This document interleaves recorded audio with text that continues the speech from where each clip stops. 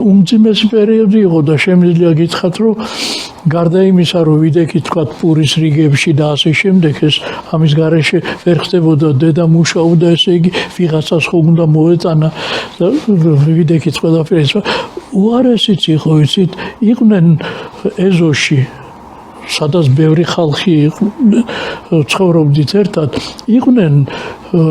როგორ გითხრათ, ჯიბის ქურდებით, ყველაფერი იყო,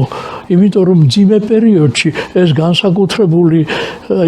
თითქოს ყველა თავისუფალი ხდება, ვისაც ისი კეთება შეუძლია და ეს საშინელება არის კანონის ის ირღვევა ხოლმე ხშირ შემთხვევაში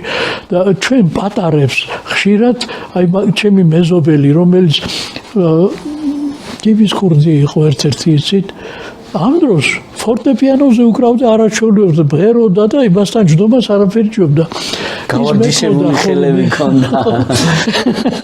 ბატალია იმს გვეუბნებოდა ხოლმე რომ აბა ერთი აქ დადექი და თუ ვინმე გამოჩნდება დამიძახეო ჩემი სახელი დაიძახე თურმე ატანდაზე ვიდექი აი წარმოიდგინეთ თქვენ ესე იგი იქ მიდიოდა ნარდის თამაში და ნარდის კი არა ხომარის თამაში აი ასეთი პერიოდიც იყო ესე იგი ყველაფერი ეს ჩვენ გამოვიარეთ ყველაფერი ეს ვნახეთ და მე დგება რაღაც მომენტ როდესაც შენ უკვე ფიქრობ კი მაგრამ მე რა მინდა აი მე რა უნდა მე როგორი და აი მაშინ იყო სწორედ არ მახსოვს მერვე კლასში ვიყავი თუ მე კლასში ვიყავი აი მაშინ ვიგზენი რომ და რატო ვიგზენი ალბათ იმიტომ რომ მაშინ იტალიური ნეორეალიზმის ფილმები გამოვიდა იცით ბევრი იყო შესანიშნავი ფილმები კინოთეატრებში და დავრბოდით მაშინ იყო ეს პერიოდი როდესაც კეთო და კოტე ვნახე პირველად ფანტასტიკური ფილმი ხო მთელი კლასი მღეროდით ერთად კარგი კლასი იყო გითხარით მე თქვენ გურამ ზვანელი იყო ჩემ კლასში და ეს ერთ-ერთი პირველი იყო ვინც ასეთი ანსამბლით ჯგუფი შექმნა სკოლიდან